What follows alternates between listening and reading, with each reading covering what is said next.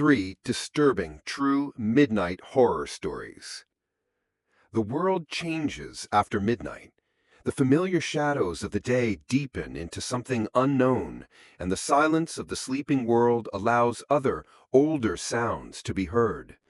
The following stories are said to be true accounts from people who found themselves awake in those liminal hours, confronted by a reality they could neither explain nor escape. These are tales from the witching hour, when the veil between worlds is at its thinnest, and the things that wait in the darkness become bold. 1. The Midnight Passenger.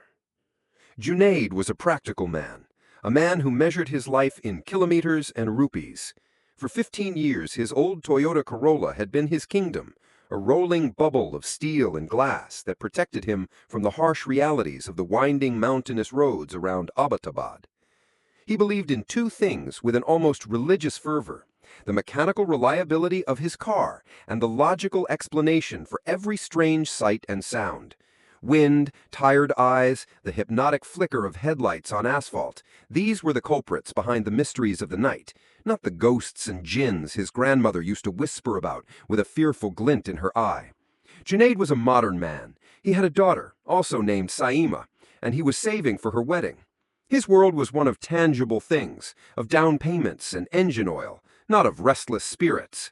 But one Tuesday night in late October, as the air grew teeth for the coming winter, his pragmatism was not just challenged, it was shattered into a million terrified pieces. He'd been about to call it a night. The earnings were decent, enough to put a little extra aside for the wedding fund. He was cruising down a quiet, lonely stretch of the Karakoram highway, the engine humming a familiar tune, when his headlights snagged on a figure at the edge of the road. It was a woman, standing alone by a dense black patch of pine trees, her hand raised tentatively, almost shyly. It was past 1 a.m. No sane person, especially a woman, should be out here, miles from any town, with nothing but the forest for company. Every rule of his trade, every instinct for self-preservation told him to keep driving. But a deeper, paternal instinct, the same one that made him check on his own daughter before he went to bed, took over. He slowed the car, the gravel crunching under his tires, and pulled over. She slid into the back seat without a word, a silent, fluid movement in the darkness. He caught a glimpse of her in the dim interior light. She was dressed in a simple, dark shalwar kameez, her head and shoulders covered by a large embroidered dupatta. The embroidery was intricate, beautiful, but the style seemed oddly old-fashioned, like something his grandmother would have worn.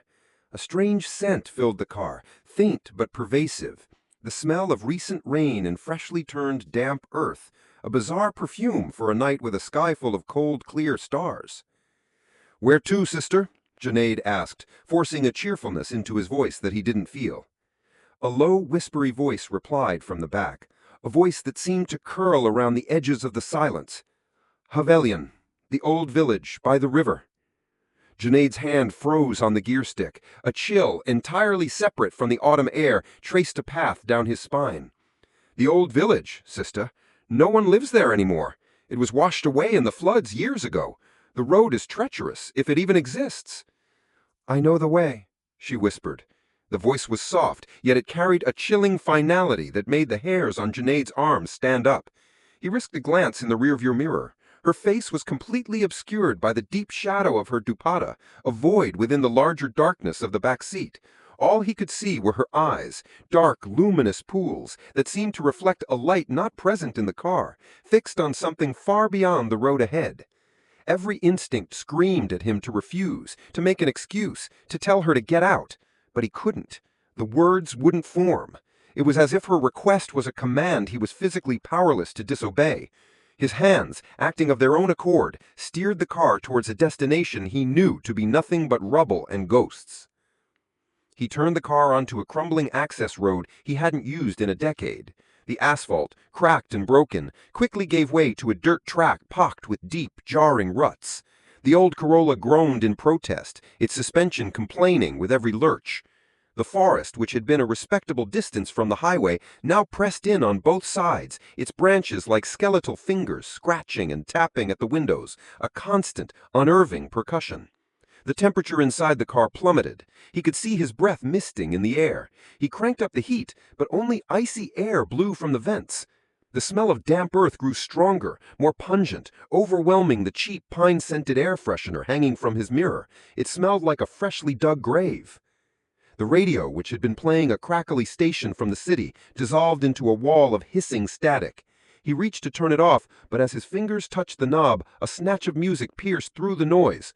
An old, mournful folk song about a lost love.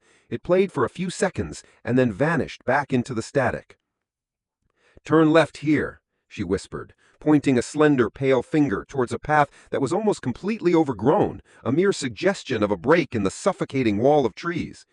"There is no road there," Junaid protested, his voice trembling with whisper. "The car won't make it." "There is," she insisted, her voice unchanged. "It will." He obeyed. The car lurched and scraped its way through the undergrowth, the sound of branches screeching against the metal like angry spirits. He was driving on pure faith now, his knuckles white on the steering wheel, his eyes straining in the bouncing glare of the headlights. The silence in the car was deafening, broken only by the straining engine and another sound that took him a moment to place, the rhythmic, unnerving sound of the woman's soft, wet breathing. He risked another glance in the rearview mirror. For a horrific split second that stretched into an eternity, he swore he saw not a woman, but a figure made of mud and swirling river water, her features indistinct and shifting, with river weeds tangled in her dark hair and eyes like dark, muddy pools. He blinked hard, his heart hammering against his ribs, and she was just a woman in the shadows again. He was hallucinating. The stress, the late hour, he had to be. After what felt like a lifetime of grinding gears and screeching branches, the trees thinned and they entered a clearing. In the cold, stark light of the moon, Junaid could see the ghostly outlines of ruined stone foundations, choked with weeds and reclaimed by the forest. This was all that was left of the old village. A profound and heavy sadness hung in the air. "Stop here," she commanded. He brought the car to a halt. The spot was unremarkable, just a pile of rubble and a single gnarled leafless tree that looked like a skeletal hand reaching for the sky. "This is my home." He turned around, his body stiff with a fear that had finally overwhelmed his practicality. "The fare is 2,000 rupees." The back seat was empty. The door hadn't opened. He hadn't heard a sound. She was simply gone. The only things she'd left behind were the lingering cold scent of a riverbed and a small, dark, damp patch on the seat that seemed to glisten in the moonlight. Panic, pure and primal, seized him. He slammed the car into reverse, not caring about the path, and crashed his way back through the forest, the branches screeching and clawing at the car like vengeful spirits.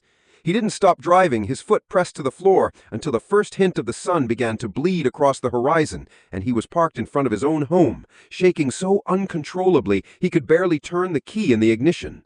The damp patch on his back seat never dried.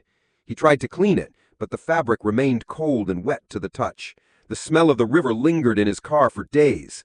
He couldn't work, he couldn't sleep without seeing those dark, luminous eyes.